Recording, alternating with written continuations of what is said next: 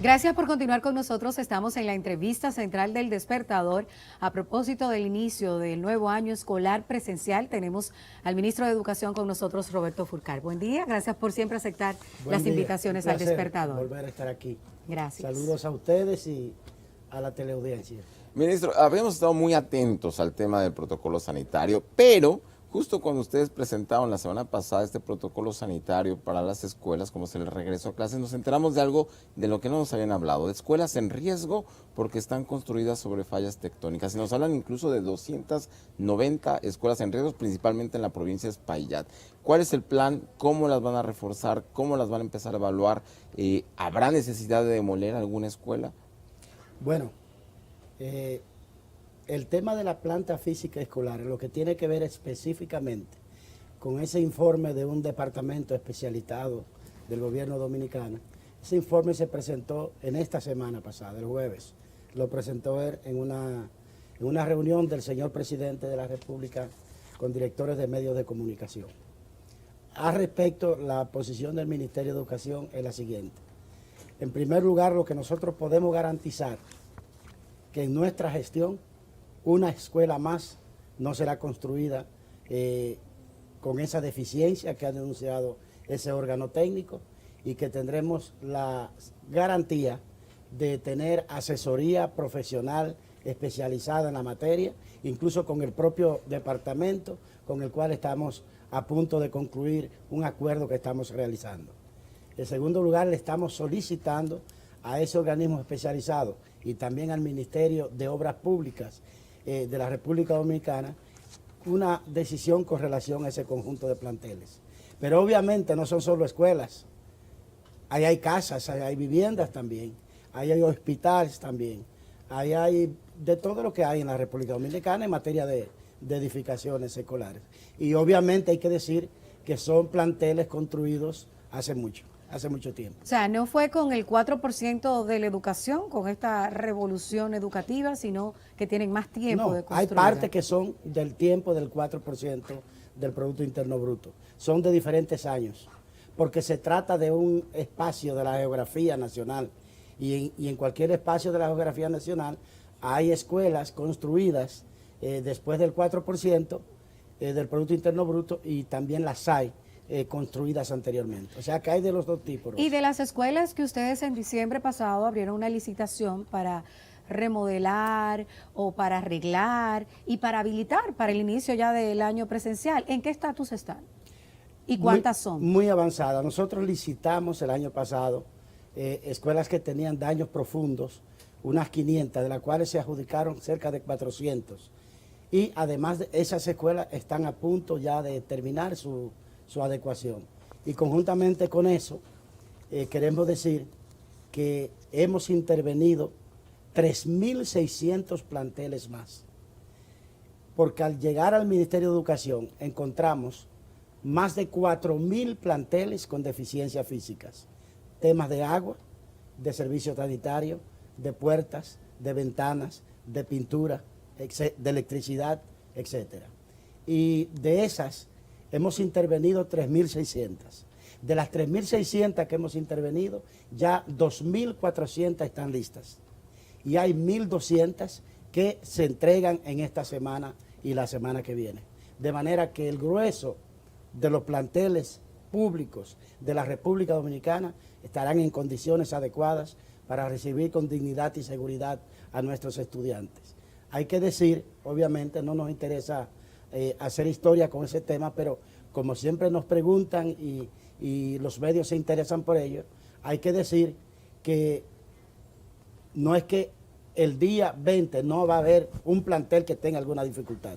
Queremos ser responsables y objetivos en eso. Ahora bien, en todo lo que llevamos de 4%, no se dio un brochazo para adecuar un centro educativo. La manera de evitar tener que verse con una carga tan grande como la que nos ha tocado para hacer mantenimiento correctivo es hacer mantenimiento preventivo. Por eso, paralelamente con este proyecto de mantenimiento correctivo con fondos descentralizados que estamos haciendo, estamos montando en el Ministerio de Educación un proyecto de mantenimiento preventivo para que nunca nos sorprenda una escuela que no esté en condiciones de que se imparta docencia en ella. Pero la verdad que hemos tenido que hacer una verdadera hazaña con un ritmo de intervención de más de 10 planteles por día calendario. Por lo que nos acaba de decir, estas cifras que nos dijo, esta semana nos dice que van a entregar escuelas, pero todavía quedarán alrededor de 1.200 que no han podido entregar y quedarán otros cientos que no han podido intervenir. No es que no hemos podido intervenir, es que en esta semana estamos iniciando la última etapa, que son 1.100 escuelas. Ya esas están siendo intervenidas, porque era imposible intervenir 5.000 o 4.000 planteles simultáneamente. Eso es una industria, sería inabordable. Ahora, es un hecho récord en la República Dominicana que en solo un año escolar ya hemos dado mantenimiento a 3.600 planteles y vamos, en esta semana, justo hoy, estamos comenzando 1.100 planteles más. Ustedes hablan en el protocolo que presentaron la semana pasada los directores de medios de total distanciamiento, mascarilla obligatoria y gel. Esas son parte de las armas que van a utilizar para que no se incrementen los números de contagio ya estando con la docencia presencial. Pero ¿qué va a ocurrir con el distanciamiento? O sea, aquí las aulas están superpobladas. En la cómo práctica, lo sabes, Rosa? Bueno, están superpobladas. pero se ve más de 50 estudiantes por aula, eso es mucho. Pero no estamos en clase ahora. No, pero se ve constantemente. Nunca hemos tenido en las escuelas públicas, por ejemplo, en los colegios, hay más de 30 por aula. Imagínense en el sector público la cantidad de estudiantes. Díganos usted entonces si eso ha variado y cuántos van a tener por aula. No, todavía hoy no puede afirmarse cuánto va por aula, porque estamos en el proceso de inscripción. Y cualquier cifra que te dé en el día de hoy podría variar levemente, no profundamente, pero podría tener variación cuando termine la inscripción. Lo que sí te puedo asegurar es, en primer lugar, que un solo niño del sector público ni del sector privado tiene por qué quedarse sin un cupo escolar. Vamos a dar acogida a todos los estudiantes de la República Dominicana, no importa dónde se encuentren. En segundo lugar, que esa activación del protocolo de bioseguridad es el mismo protocolo que aplicamos para el año pasado, pero obvio con una ampliación, porque ahora es un retorno total a la presencialidad de todos los estudiantes. Entonces hay reforzamiento que hemos hecho con el tema de la mascarilla. El Ministerio de Educación va a aportar mascarilla para aquellos niños diariamente que su familia no pueda dársela. De hecho, ya tenemos una previsión para este cuatrimestre entre septiembre y el mes de diciembre, mientras estamos en proceso de adquisición a través de Promesecal para el resto del año escolar, mascarilla, gel, desinfectante diverso, agua, jabón, todos los productos indispensables. Pero no tienen un máximo de estudiantes por aula para evitar las aglomeraciones. Voy a eso ahora. De tal manera que podamos garantizar, en la medida de lo que corresponde a la escuela, porque la escuela sola no es que garantiza la salud, es una combinación de lo que pasa en la casa, en el hogar, de lo que ocurre en el interregno entre la casa y la escuela y lo que pasa también en la escuela. Quiero adelantar en esta materia de bioseguridad que también vamos a aprovechar la presencialidad para contribuir a motivar la vacunación de las familias que aún quedan sin vacunar, aprovechar el liderazgo de los profesores y las profesoras para que puedan ayudar a través de sus estudiantes a reuniones con los padres para motivarles a que avancen en la segunda vacuna, en la segunda dosis, y que también se pongan la tercera vacuna. Nosotros aspiramos, Rosa, en este año escolar que viene, a tener un promedio de presencia de estudiantes por aula que no pase en promedio de 30 estudiantes. Eso no significa que no pueda aparecer en una comunidad específica un número mayor o que no será menor en otro lugar. Pero en promedio nosotros esperamos que vamos a tener alrededor de 30 estudiantes por aula. Pero, ministro, ¿ya descartaron la posibilidad de que unos niños vayan un día, otros niños vayan otro día? Porque conocemos escuelas, por ejemplo, en Capotillo, donde sí hay 60 niños por aula. y esos niños seguirán ahí, obviamente. ¿Dónde dice que hay 60 niños por ahí? La escuela de Capotillo, que no recuerdo el nombre en este momento. No, pero que ahora la escuela está cerrada, nadie puede Bueno, por nadie supuesto, puede afirmar este eso, año estuvo porque cerrada, estamos pero el en año un pasado no proceso. estaba cerrada, Mira, ministro, y estaban en 60. hay migraciones de los ciudadanos, Hay migraciones. de la familia, de un lugar a otro. Ministro, pero hay edificaciones que se utilizan. Ministro, Si pero me permite, por favor. claro, pero no me ha respondido. ¿Se ha evaluado la posibilidad de que unos niños vayan en la mañana, otros en la tarde, unos niños vayan un día, otros niños vayan otro día, para evitar lo que pasaba antes de la pandemia, que si había muchas escuelas donde el promedio diario de estudiantes por aula era de entre 50 y 60? La demografía del país no ha descendido. Seguimos creciendo, tenemos más niños todos los días. Difícilmente podemos decir que a partir de este año escolar va a haber menos niños en las escuelas. No, va a haber más niños en las escuelas. Lo que pasa es que en mi caso, los términos mucho, poco, una gran cantidad, casi no los utilizo. Prefiero las estadísticas mejor. Pero lo que le quiero decir es que el plan que hemos acordado para el año escolar, incluso el propio calendario que acaba de aprobar el Consejo Nacional de Educación, tiene una cláusula de flexibilidad que permite al Ministerio de Educación tomar cualesquiera, incluyendo las que usted cita, cualquiera medida que considere necesario, primero para preservar la salud y segundo para garantizar la continuidad de los estudios. Está abierto a cualquier decisión que quiera tomar. Lo que pasa es que no quiero adherirme a una posibilidad porque podría aparecer un anuncio oficial del MINEM.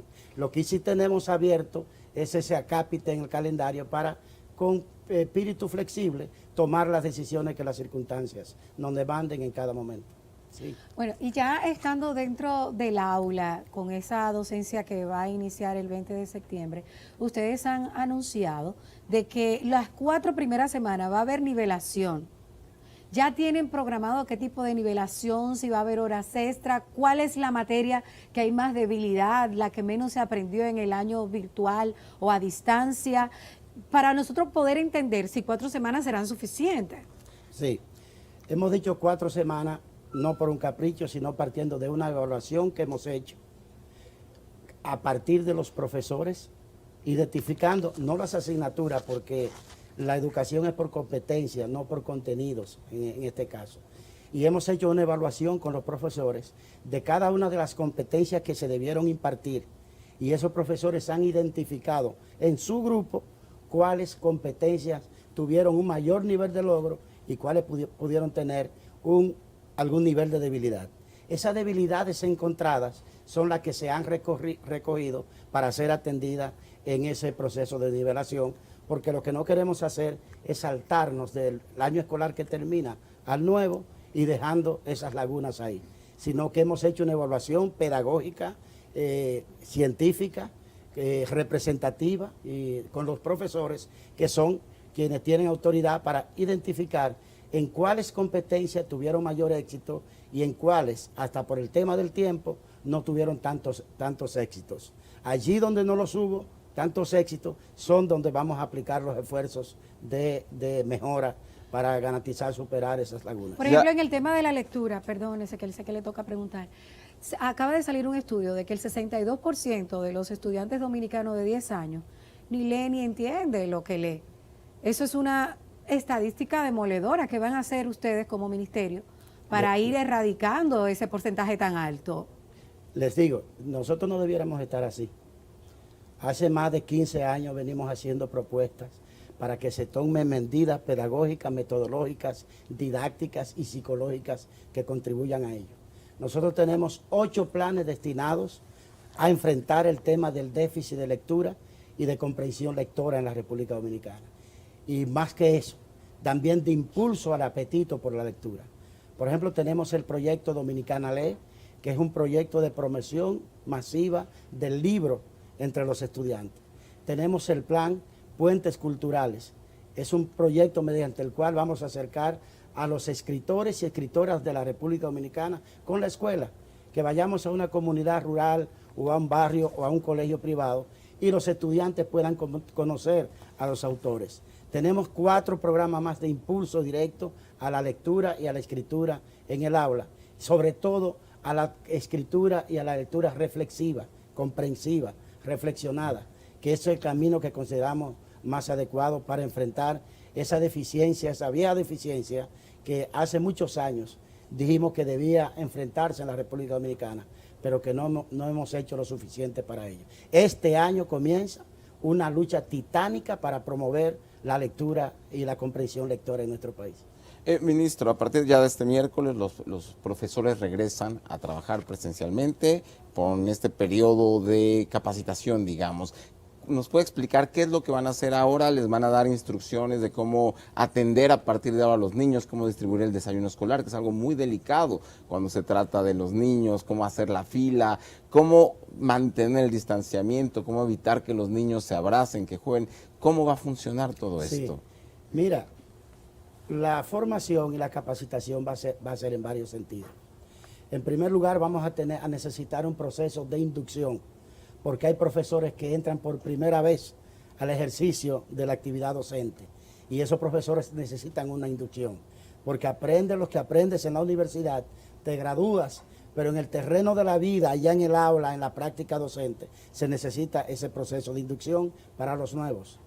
En segundo lugar, para el conjunto, necesitamos orientar todo el trabajo nuevo que se va a hacer a partir de este año escolar en la jornada escolar extendida. Hemos dicho, en este mismo programa lo decía en varias ocasiones, que de alguna manera teníamos una jornada de escolar extendida que era en buena parte del tiempo una especie como de cascarón, porque no tenía suficientes contenidos útiles y competencia ciudadana. A partir de ahora nosotros, además de lo tradicional, matemáticas, naturales, sociales, lengua española, vamos a llenar de esos contenidos ciudadanos, especialmente de valores. Por ejemplo, vamos a poner en marcha en este proceso la educación vial en la República Dominicana. Nosotros aspiramos que los graduados del sistema educativo dominicano no se crucen el semáforo en rojo. Vamos a dar cátedras ciudadanas. Ya tenemos grabadas 38 cátedras ciudadanas que van a ser impartidas en todos los niveles y modalidades según el grado y el nivel de complejidad, van a ser impartidas en todo el territorio nacional. Pero también vamos a enseñar dentro de esa cátedra que van desde las que están vinculadas a la identidad nacional, sobre los símbolos patrios, sobre la independencia nacional, sobre la restauración, sobre los grandes procesos que tienen que ver con la construcción histórica del país, que pasan por enseñarle el merengue para que nuestros estudiantes se entiendan, comprendan qué tiene que ver ese elemento del arte con la construcción histórica de nuestra fisonomía. Van a aprender gastronomía, van a educación moral y cívica, de todos esos contenidos para que la gente lo comprenda más fácilmente, que llamamos contenidos útiles. Vamos a llenar la tanda extendida y en consecuencia esa nueva realidad educacional tiene que ser compartida con los profesores para que les pueda ir bien en el desempeño de sus funciones. Usted también la semana pasada... Perdón, y entonces el tercer aspecto de esa formación es el que tiene que ver con la educación en este contexto nuevo que vive el mundo, que no tiene precedentes.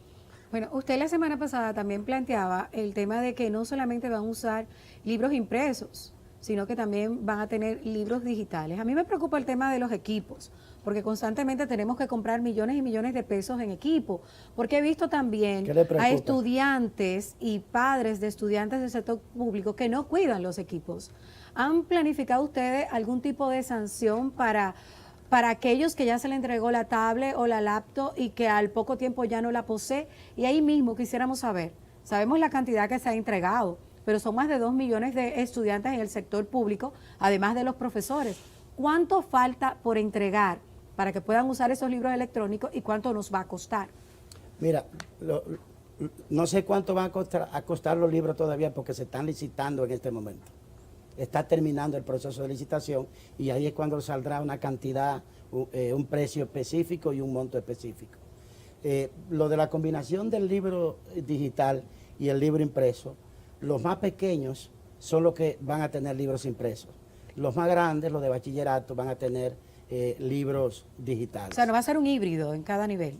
No un híbrido en cada nivel. Los de primaria, los pequeñitos necesitan su libro impreso. A ellos les va mejor pudiendo palpar, tocar, ojear el libro y eso. Y entonces los más grandes van a tener libros digitales. Pero también esos libros van a estar insertos en el equipo de cada estudiante, en la computadora de cada estudiante. ¿Por qué? Porque hay comunidades que no tienen internet. Y previendo cualquier cosa que pudiera pasar, si un día necesitásemos que los muchachos se queden, por ejemplo, en su casa, yo espero que no, que ningún día necesitemos eso. Pero si ocurriera en el marco de la flexibilidad del calendario que hemos acordado, los estudiantes desde el plantel, desde la escuela, bajan sus libros y todos los contenidos que necesiten y pueden verlo fuera de línea en su casa. De manera que eso no va a ser un problema, sino que eso está previsto. Con relación a la seguridad, es un tema que siempre preocupa a uno, porque puede haber la tendencia a hacer otra cosa con el dispositivo tecnológico, a venderlo o a empeñarlo. Claro. Pero yo quiero que ustedes sepan que no se lo hemos entregado al estudiante, sino a papá y a mamá, al padre y la madre. Y ellos han firmado un documento donde asumen compromiso con ese equipo, que no pueden rentarlo, que no pueden venderlo, que no pueden utilizarlo para otros temas, pero además nosotros estamos en proceso ya de adquisición de una plataforma que nos garantice el control del movimiento del equipo. Pero a veces que no lo cuidan, que lo tiran, lo que nada me cuesta, hagámosle fiesta, lo tiran, no es lo mismo que si lo costean. No puedo prever si una persona en un sitio tira, pero hay gente irresponsable que lo hace, pero a nosotros no, lo que nos toca es promover la conciencia sobre lo que eso le cuesta a la República Dominicana, que no fue que vino de un maná ni fue que cayó del cielo, sino que ese es lo que pagamos los dominicanos, son impuestos, y que todos debemos ayudar para protegerlos y para cuidarlos. Ministro, hace un año cuando iban a comenzar las clases a distancia y que se hablaba si iba a ser por internet o por televisión, en algún momento las autoridades, creo incluso también usted lo dijo, iban a tratar de llegar a un acuerdo con las telefónicas para garantizar el internet en todas partes, que todos los estudiantes pudiesen tener acceso a internet. Al término del año escolar nos dimos cuenta que fue muy limitado, muchos estudiantes no tuvieron un buen acceso al internet. Ahora ya que regresan los chicos a las escuelas, ¿ustedes han pensado la posibilidad de tener internet en todas las escuelas, Wi-Fi en todas las escuelas? ¿Existe una posibilidad de llegar a un acuerdo con las telefónicas? Por esa imposibilidad que tenía el país de tener internet en todas las comunidades, fue que tuvimos que recurrir a esa combinación de medios, que fue el cuadernillo, la televisión y la radio, para poder completar el universo del país, que si uno no podía accesar de una manera, lo podía hacer a través de cualesquiera de los otros 4 medios. Para este año, nosotros estamos trabajando duramente para garantizar que todas las escuelas tengan servicio de internet, porque con internet en la escuela estamos garantizando acceso para el universo de los estudiantes. Pero no se llegó a contratar, porque yo recuerdo que en esa primera rueda de prensa usted anunció que hasta se iba a costear a los profesores, a los estudiantes que tuvieran clase por internet, la data. ¿Se llegó a contratar ese servicio? Sí, limitado en el siguiente orden. No se hizo la contratación general a las telefónicas, porque quiero que ustedes sepan que ni siquiera todas las telefónicas juntas alcanzan al universo de las escuelas.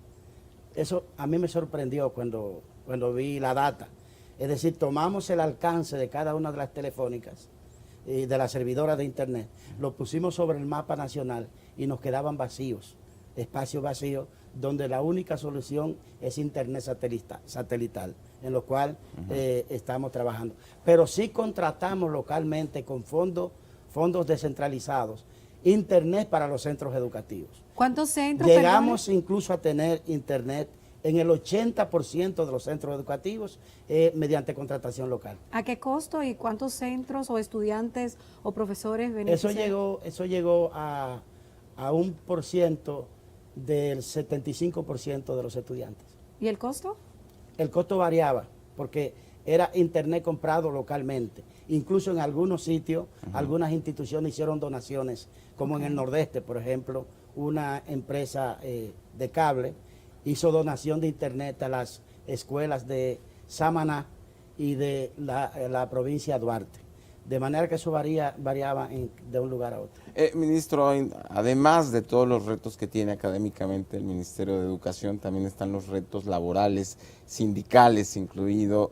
Y con mucha frecuencia vemos estas protestas afuera del Ministerio de Educación. La semana pasada vimos algunas, hemos visto protestas de mujeres que dicen que no les pagaron la licencia de maternidad, que son frecuentes estas protestas, y vimos también otra de una persona que lamentablemente perdió a su hija hace muchos años, que fue conserje en una escuela y dijo que después de que la despidieron tuvo que pagar o le exigían una comisión para que le pagaran sus prestaciones. ¿Se ha investigado en efecto si existe alguien dentro del ministerio pidiendo comisiones para agilizar los trámites?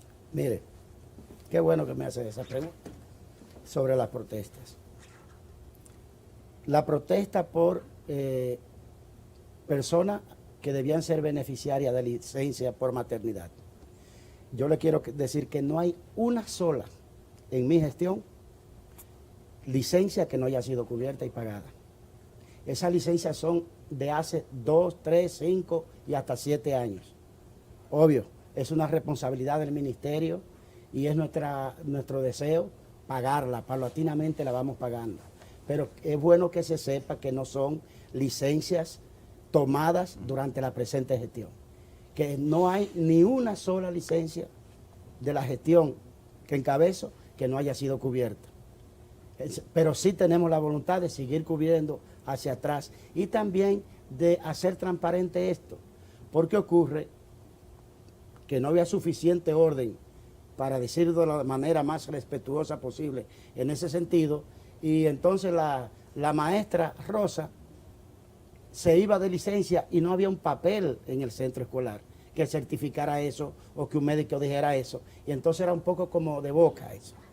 Hemos tomado decisiones en ese sentido y ya hoy cualquier profesora que tenga que irse a beneficiarse de la licencia pre y postnatal simplemente presenta su certificado al centro educativo y puede retirarse, y el centro educativo se hace responsable del sustituto de esa profesora para que más nunca vuelva ese desorden en ese sentido. Con relación a desvinculados,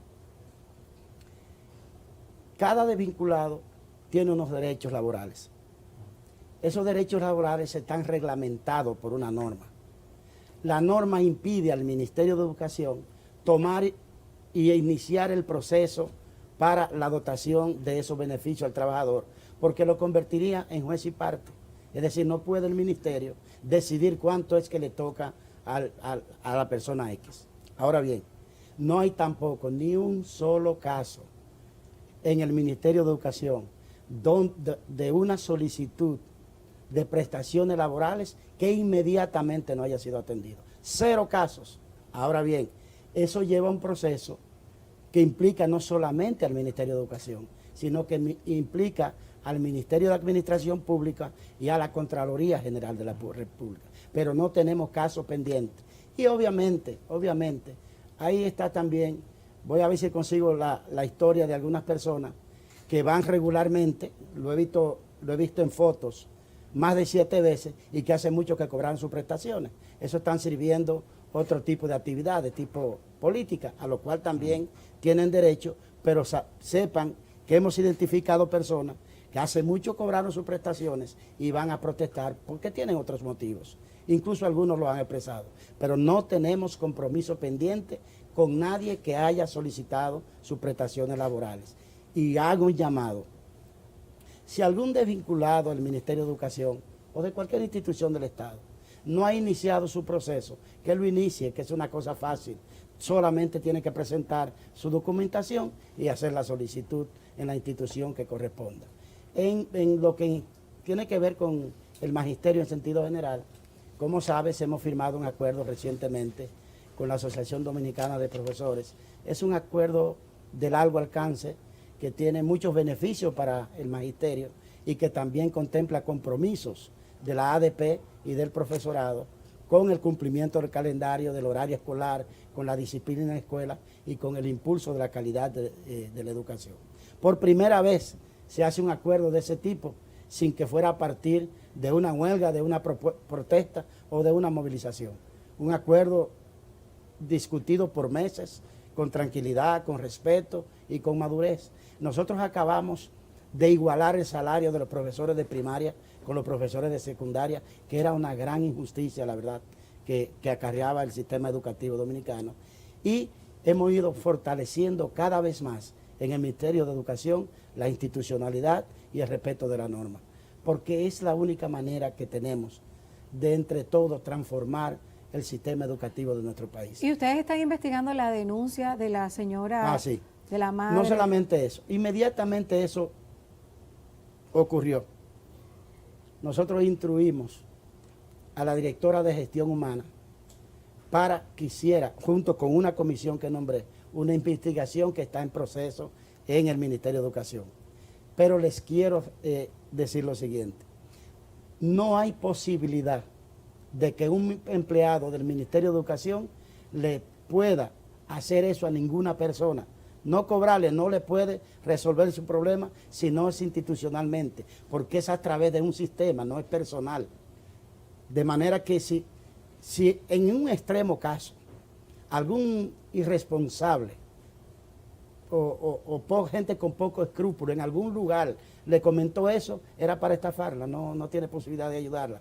Pero además le hemos pedido, le solicitamos, que ojalá ella fuera y nos identificara a la persona, para que entonces se haga justicia con esa O sea, persona. ustedes se han comunicado con ella luego de la denuncia. Le hemos estado llamando. Voy a ver si en el fin de semana ya le han localizado, porque instruí que la llamaran para que ella, si lo desea, vaya al Ministerio de Educación y con la Dirección de Gestión Humana a lo mejor puede ayudar a identificar a esa persona que ella dice que le habló y le hizo esa solicitud en caso de que fuese verdad. Obvio, allá van muchas personas que van a buscar distintos tipos de servicios. ¿Es la primera denuncia que reciben con relación a este tema? Sí, es la primera anuncia. Pero le digo, no es posible hacerlo. No es posible que ningún empleado, ni a usted, ni a mí, nos garanticen eso.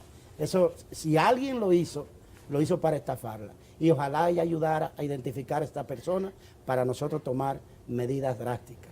La ética es una marca de la presente gestión en el Ministerio de Educación. Y puede una persona equivocarse, como no, en cualquier institución, sobre todo en una institución grande. Pero a la mínima sospecha nosotros estamos montando una comisión para que investigue y tomamos la medida del lugar en cualquier caso. Después del Ministerio de Salud Pública, el Ministerio de Educación es la institución que mayor reto ha tenido en este tiempo de pandemia. Sí. Y uno vive criticando, uno vive solicitando y toda la mirada del país está sobre el Ministerio de Educación. Sin embargo, también ha sido como que el ojo del huracán de denuncias con relación al caso Miguel Ortega, que ha ido a la Dirección de Ética, que ha denunciado que se le requirió incurrir en actos de corrupción y que incluso lo acusa a usted de haberlo manoteado. ¿Qué ustedes han hecho? ¿Y qué responden a esas acusaciones? Como saben, no había hablado de este caso. Pero ya que lo pregunta, me voy a referir a él por primera vez. Mire, en primer lugar, esa persona es depositario de mis afectos, de mi cariño, de mi respeto. En segundo lugar, yo nunca en mi vida, ni siquiera de niño, he manoteado a una persona. Nunca en mi vida, jamás. Todo lo que me conoce sabe que así soy. Absolutamente respetuoso. Ni siquiera levanto la voz fuerte contra nadie. Y en tercer lugar, fue el Ministerio de Educación que fue primero a la Dirección de Ética con ese caso.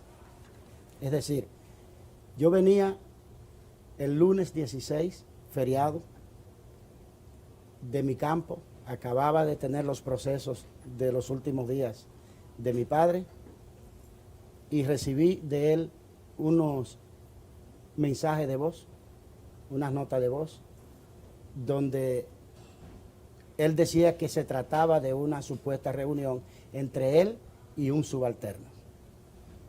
Era lunes en la tarde. Llegué el martes a las 8 de la mañana a mi oficina y mi primera medida fue nombrar una comisión integrada por el consultor jurídico, el director administrativo, el director financiero y la directora de gestión humana para que informar, le puedo mandar copia hoy si lo desean de esa comunicación, para que realizaran una investigación al respecto y además para que hicieran las recomendaciones del lugar. Inmediatamente hice eso, instalé la comisión y comenzó a hacer su investigación. mi próximo paso fue el siguiente: escribirle una carta a doña Milagros Ortiz Bosch, directora de Ética y Transparencia Gubernamental, diciéndole que me había llegado ese mensaje, que había nombrado la comisión, que estaba en proceso de investigación, y pidiéndole a ella que la Dirección de Ética también investigara, carta que también respondió doña Milagros Ortiz Bosch. Al salir, al terminar mi jornada en el Ministerio de Salud, me encontré con él y le dije, me parece que los problemas entre funcionarios de un mismo departamento, porque el otro señor es subalterno suyo, deben hacerse discusiones formales e institucionales y no a través de mensajes de WhatsApp, porque no es una práctica de Estado. Se lo dije, pero con todo el cariño que siempre le he hablado y que lo he tratado y que trato a todos los servidores del Ministerio de Educación que me acompañan en este proceso.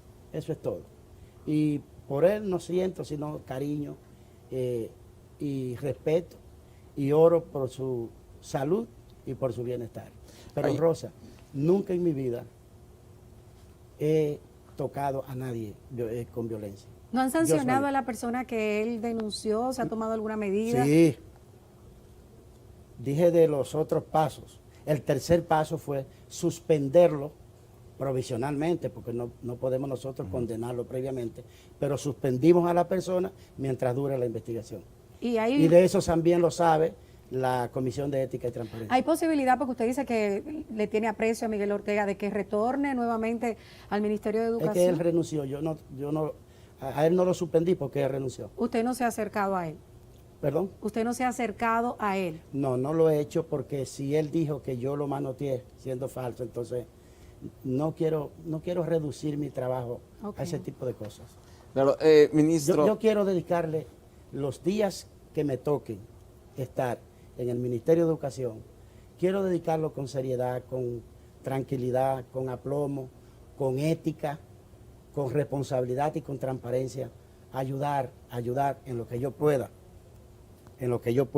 porque todos los humanos tenemos posibilidades limitadas. Ayudar a que con la colaboración de las familias dominicanas podamos encaminar mejor la educación, podamos lograr avances, podamos lograr sobre todo inclusión en educación, para que todas las personas tengan la igualdad de oportunidades. Eso no significa que todo el mundo va a vivir igual, Rosa, pero por lo menos que todos tengamos la misma oportunidad y que la diferencia en el éxito la dé el talento, la dedicación y el trabajo de cada quien. Yo no quiero dedicarme a cosas intrascendentes que no aportan, por eso ni siquiera absurdos que se dicen, ni siquiera a eso dedico tiempo. Yo vi a alguien que en estos días, anteayer creo que fue, el Ministerio de Economía, Planificación y Desarrollo emite un boletín regular, y ese boletín es sobre los indicadores del desarrollo nacional, y ellos citan normalmente fuentes. Bueno, el ministerio citó una fuente que es el Laboratorio Latinoamericano de Evaluación de la Calidad y el Banco Mundial, con un estudio que se publicó en el 18 y que hace referencia, obviamente, a investigaciones de años anteriores. Bueno, pues alguien tomó una fotografía mía y dijo, así el país no va para parte. O sea, nosotros tenemos la culpa de lo que pasó en el 18, pero yo ni siquiera eso salgo a responder. Quiero dedicar mis mejores energías a trabajar con seriedad y con aplomo. ¿Usted cree que hay una campaña en su contra? Bueno, hay una cosa que se llama en investigación científica evidencia intraocular traumática. Son cosas tan evidentes que no se necesitan ser argumentadas. Ya les digo que, por ejemplo, hay personas que han ido 5, 6, 7 veces a protestar al ministerio habiendo cobrado sus prestaciones laborales. Sí. Eso es claro. Para poner solo un ejemplo, sale cualquier situación en determinados medios y terminan hablando del Ministerio de Educación. Y yo me lo dicen, digo, no importa, prestemos nosotros, y se lo declamo como un poema todos los días a mis compañeros de labores. Dediquemos nosotros a trabajar. El que quiera hacer otra cosa, que lo haga, no hay problema. Yo no me voy a dedicar a rebatiñas con nadie. Yo soy un servidor público y estoy expuesto a que las personas opinen sobre mí. Cada uno en su ética y en su profesionalidad define cómo quiere llevarla y yo se la respeto. Durante todo este año que estuvieron las escuelas cerradas, también mucha gente, sobre todo mantenimiento, se quedaron fuera del ministerio. Ahora que regresan, están recontratando, es la misma gente que va a volver, la gente que ya había trabajado antes para las escuelas, que vuelven, los administrativos, el personal de mantenimiento. Los que ya estaban, sí, vuelven ahora, pero los que son aulas nuevas, eso entonces necesita también de un personal.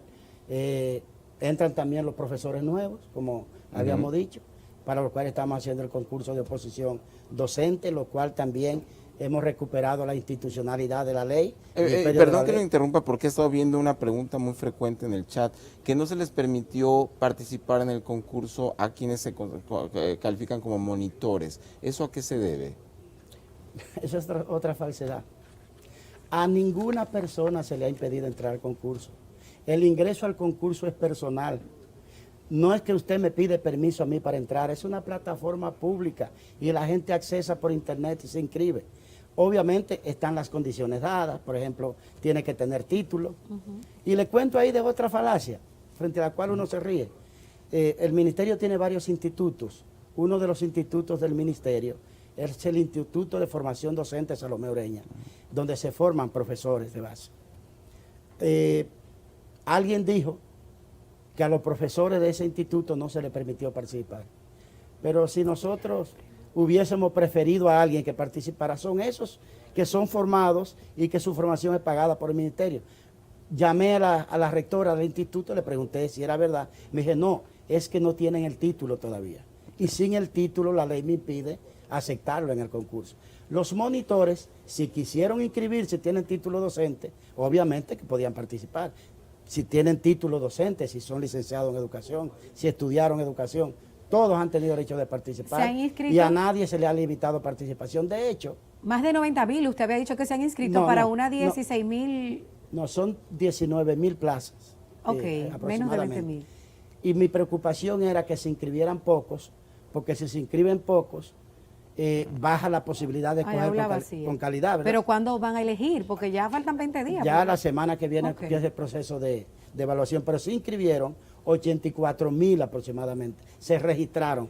De eso han completado su expediente listo, unos 78,000. Y podría subir algo más porque eso es que le falta un papel o le falta una información. Y si ya están registrados, tienen tiempo de completarlo. Pero se registraron 84,000 personas, lo cual es una hazaña, porque son casi 4 por cada plaza que tenemos vacante. Bueno, ¿es una falacia o no el tema que también hemos visto mucho en las redes sociales, sobre todo, de que se hicieron unos desembolsos para construcción de estancias y escuelas sin tener el terreno todavía? Eso es verdad. En gestiones anteriores, no en esta gestión. Que es bueno que cuando se diga eso, se diga siempre eso. Eso nosotros lo encontramos ahí. Hay unas 62, por lo menos de la que hemos encontrado, unos 62 contratos que fueron asignados, fueron hechos, fueron firmados esos contratos. Y de esos 62, de la mayor parte se hicieron pagos de avances sin tener el terreno.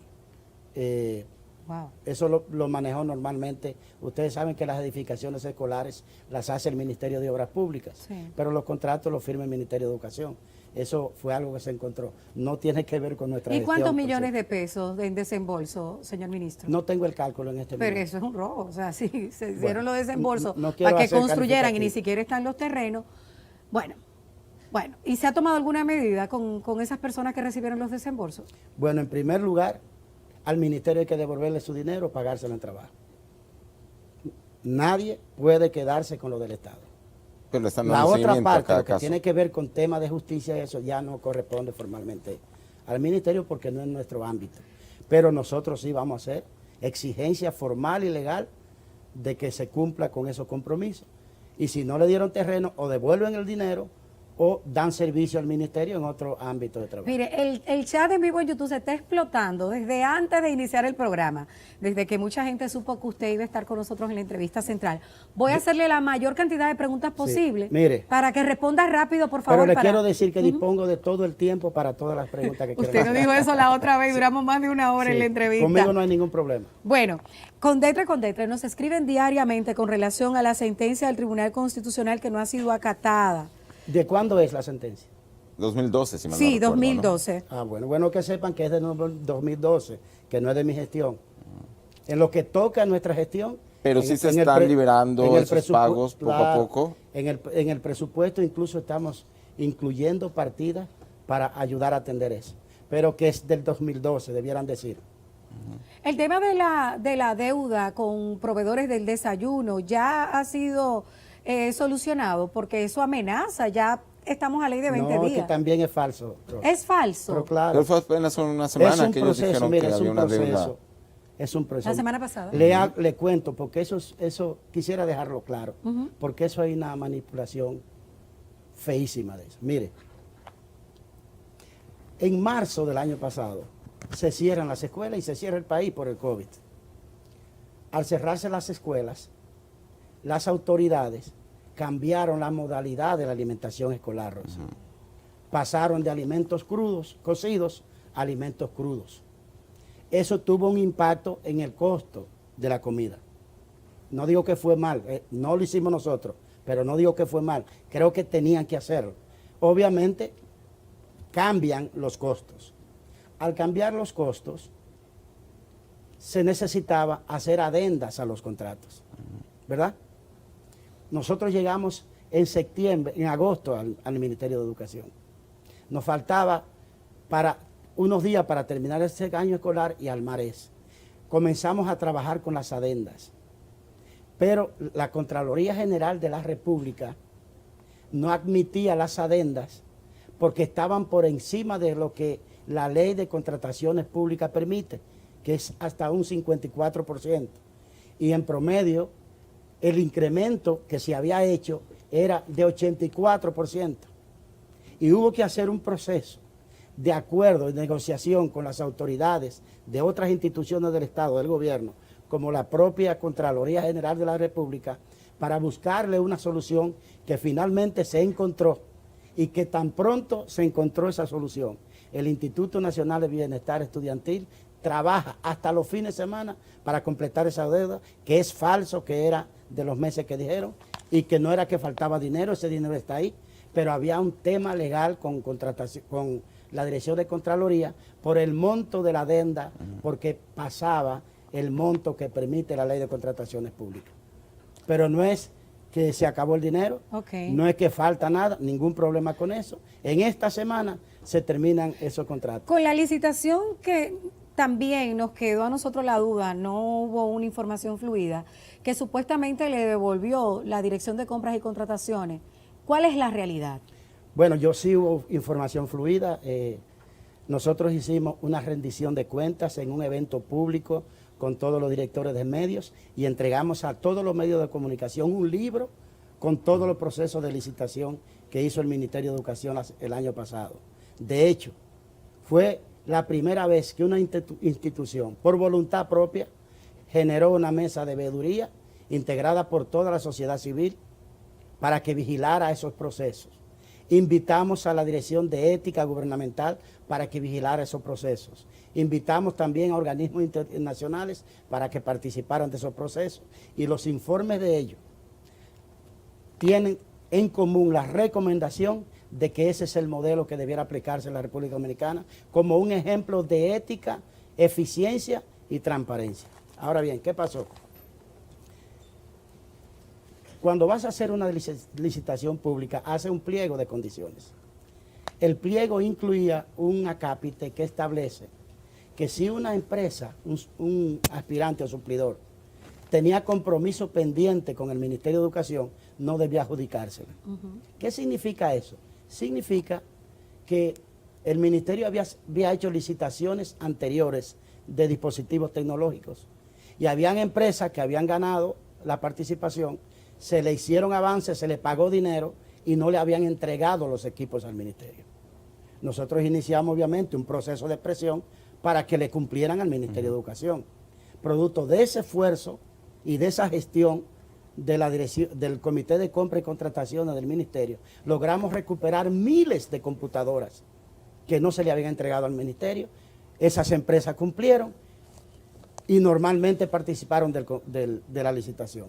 Hubo algunas empresas que, a pesar de nuestro esfuerzo del Ministerio de Educación, no cumplieron.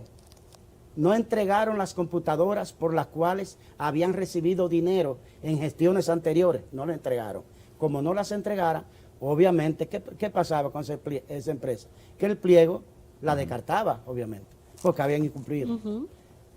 Ellos se quejaron ante la Dirección de Contrataciones Públicas por eso, y Contrataciones Públicas emitió resoluciones al respecto, y esas resoluciones, el Ministerio de Educación, como está convencido de su correcto proceder, procedió a enviarla, el caso, a acudir con el caso al Tribunal Superior Administrativo, que es la instancia que le corresponde ventilar. Que tenemos que irnos, mire, a ver si tiempo, la Rosa, mayoría de las tiempo. preguntas que hemos hecho aquí Pero son... le quedó claro ese tema. Sí, Es decir, lo que ha pasado con el minero en este caso es que hemos entendido que nuestra principal responsabilidad es el interés público, Sí, claro. preservar los bienes del Estado y dar cumplimiento a la norma mediante la cual fuimos a la licitación. Eso es lo correcto. Hay muchas preguntas, algunas que ya han sido respondidas por usted, pero por ejemplo, Guaraguao 87 pregunta si van a ampliar la tanda extendida. Y ahí mismo, acercándose a Dios, ¿qué va a pasar con los monitores profesionales con habilitación que llevamos hasta 10 años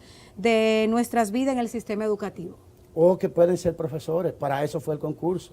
No hay ningún problema, sí tienen méritos. Igual Reiniel Félix de los monitores. Y de hecho, una gran cantidad de monitores se han inscrito para participar del concurso. Y la pregunta, lo de la extensión de la tanda extendida, sí, nosotros vamos a ingresar nuevas escuelas a la jornada escolar extendida.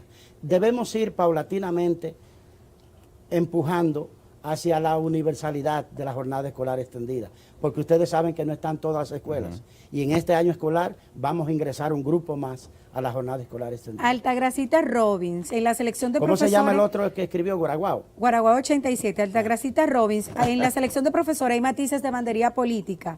Esto permite que buenos profesores sean dejados fuera de las aulas. ¿En qué? La selección de los profesores por el concurso, asumo yo, que se está realizando en estos momentos. Pero por Dios, ¿cómo va a matices ser? políticos. Rosa, diga, ¿cómo se llama la Altagracita persona? Robbins. Altagracia.